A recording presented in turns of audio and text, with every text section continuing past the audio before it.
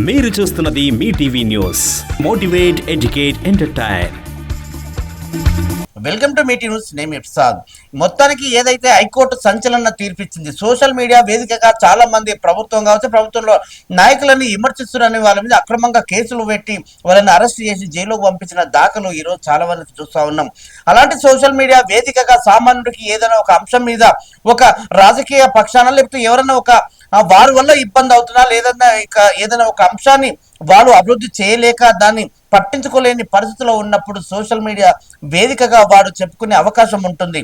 కానీ నాయకులు వాడిని కొంచెం టార్గెట్ చేసి సోషల్ మీడియాలో అనవసరమైన వార్తలు పెడుతున్నారు, అనవసరమైన విషయాల మీద చర్చ జరుగుతుంది, అనవసరమైన విషయాల మీద బాగా స్ప్రెడ్ చేస్తున్నారు అన్నట్టుగా వాళ్ళ మీద పోలీసు కేసులు పెట్టి అక్రమంగా అరెస్ట్ చేస్తున్నారు అన్నట్టుగా వస్తున్న కథనాలకి చెక్ పెట్టింది ఈ రోజు హైకోర్టు సంచలన తీర్పు ఇచ్చింది.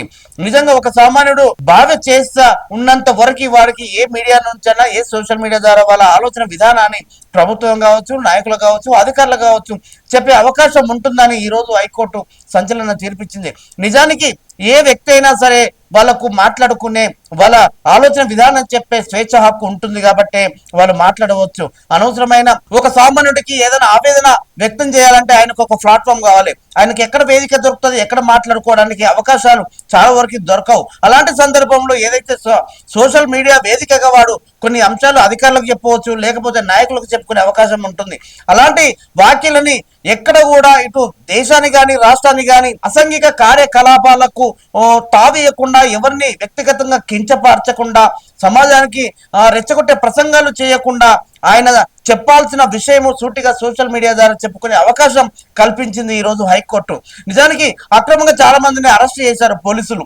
ఎందుకు అంటే వాళ్ళు ఇలాంటి విషయాలు సోషల్ మీడియా ద్వారా వేదిక నుంచి కూడా చాలా మంది అధికారులు కావచ్చు, నాయకులు కావచ్చు, ఎందుకంటే ప్రభుత్వాలు ఇప్పుడు కొన్ని సోషల్ మీడియాని మెయింటైన్ చేస్తూ ఉంటారు. కాకపోతే ప్రభుత్వాలు చేసిన సోషల్ మీడియా కావాలనే అవతల నాయకుల మీద బురదలే ప్రయత్నం సోషల్ మీడియా ద్వారా చేపిస్తున్నారు. కానీ అలాంటివి చాలా వరకు కొంచెం చెడుదారిని పడుతూ ఉంటాయి. నిజానికి అలాంటి సోషల్ మీడియా ద్వారా నిజమైన ఇబ్బంది కలుగుతున్న నిజమైన బాధితులకు ఈ వేదిక నుంచి చెప్పుకోవడానికి అలాంటి తరుణంలోని ఇలాంటి అంటే ఏదైతే ఒక ప్రభుత్వం ఉంది, లేకపోతే ఒక ప్రతిపక్షం ఉంది, లేకపోతే ఒక పార్టీ ఉంది, లేకపోతే మరొక పార్టీ ఉంది, వాళ్ళు ఖచ్చితంగా సరే ఒక సోషల్ మీడియాని మెయింటైన్ చేస్తున్నారు ప్రస్తుతం ఉన్న పరిస్థితుల్లో. నిజానికి ఆ సోషల్ మీడియా ద్వారా ప్రతి అంశాన్ని ఈ నాయకుడు చేయాలనుకున్న పనుల ద్వారా సోషల్ మీడియా ద్వారా అవతల నాయకుల మీద బురద జల్లే ప్రయత్నం చేపిస్తున్నారు. అలాంటి సందర్భంలో నిజమైన బాధ, ఏదైనా ఇబ్బంది, ఏదైనా అంశము నాయకులకు కానీ అధికారులు కానీ చెప్పే ప్రయత్నం చేస్తున్న సందర్భంలో ఇలాంటి వాళ్ళకి నిజంగా ఇబ్బంది కలుగుతుంది. నిజానికి రాజకీయ పార్టీలు పెంచి పోషిస్తున్న సోషల్ మీడియా ద్వారా ఇప్పుడు హైకోర్టుకి చాలా మంది ఈ రోజు జైలు పాలయ్యారు. కాకపోతే ఏదేమైనా ఏ అంశమైనా ఎలాంటి సందర్భమైనా సరే ఒక మనిషికి చెప్పుకునే స్వేచ్ఛ హక్కు ఉంటుంది, ఒక మనిషికి ఏనైనా మాట్లాడే హక్కు ఉంటుంది. అలాంటి హక్కులను కాలరాస్తున్న ప్రభుత్వాలకు ఈరోజు హైకోర్టు చెక్ పెట్టే ప్రయత్నం చేస్తుంది. నిజానికి ఎవరిని ఇబ్బంది పెట్టకుండా, అట్లాగే అసాంఘిక కార్యకలాపాలకు తావేయకుండా, ఏదైతే రెచ్చగొట్టే ప్రసంగాలు చేయకుండా, దేశానికి కానీ రాష్ట్రానికి కానీ ఇబ్బంది కలిగే అంశాలు చేయకుండా, ఏదైతే నువ్వు చెప్పాలనుకున్న అంశాన్ని ముక్కుసూటిగా నాయకులు కానీ అధికారులు కానీ ఈ సమాజానికి చెప్పాలనుకున్నప్పుడు సోషల్ మీడియా ద్వారా చెప్పుకునే అవకాశం ఈరోజు హైకోర్టు మా సామాన్యులకు కల్పించింది. అలాంటిది తప్పుదారి పట్టకుండా వేరే ఆలోచన విధానాన్ని దాన్ని తీసుకెళ్లకుండా ఒక మంచి మార్గాన్ని ఈరోజు దాన్ని ఉపయోగించుకోవాల్సిందిగా ఇక్కడ న్యాయవాదులు, న్యాయ శాఖలు చెప్తా ఉన్నాయి. నిజానికి అలా చేయట్లేదు చాలా మంది. కేవలం సోషల్ మీడియా ఫోన్ చేతిలో ఉంది కాబట్టి ఇష్టానుసారంగా ఒక నాయకుడిని అనవసరమైన కామెంట్లతోని, అనవసరమైన వ్యాఖ్యలతోని, అనవసరమైన విషయాలని, అనవసరమైన రెచ్చగొట్టే ప్రసంగాలతోని సోషల్ మీడియాలో ఒక వేదిక ద్వారా దాని మీద పెద్ద చర్చ జరుగుతుంది. కాకపోతే నిజానికి అది కొంచెం ఒక లిమిట్ లో, ఒక పరిధిలో ఉంటే బాగుంటుంది. కానీ పరిధికి మించి ముందుకు వెళ్తున్న తరుణంలో ఆ సోషల్ మీడియా ద్వారా జరుగుతున్న ఆ ఒక చర్చ వల్ల చాలా మంది ఇబ్బంది కలుగుతున్నాయి, కొన్ని గొడవలు అవుతున్నాయి, కొన్ని ప్రాణాలు కోల్పోతున్నారు, కొన్ని కేసులు కడుతున్నారు, కొందరు ఇట్లా అఘాయితాలు చేసుకుంటున్నారు, ఆత్మహత్యలు కూడా చేసుకుంటున్నారు. ఒక రకంగా మంచికి దారి తీస్తుంది, చెడుకు దారి తీస్తుంది. అలా కాకుండా సమాజానికి ఏదైతే అవసరమైన విషయాలు సోషల్ మీడియా ద్వారా మనం ఎవరైతే చేరవేయాలనో వాళ్ళకి చెప్పే అంశాన్ని దాన్ని సూటిగా తీసుకెళ్లే ప్రయత్నం చేసుకోవచ్చు. కాకపోతే అనవసరమైన విషయాల గురించి అక్కడ చర్చించొద్దు అనేది చాలా కొన్ని వర్గాలు చెప్తా ఉన్నాయి. కాకపోతే ఈ రోజు హైకోర్టు ఇచ్చిన తీర్పు రకంగా మంచిదే. కాకపోతే దాన్ని వేరే ఆలోచన విధానంతో వెళ్తేనే ఇబ్బందికరంగా ఉంటుంది.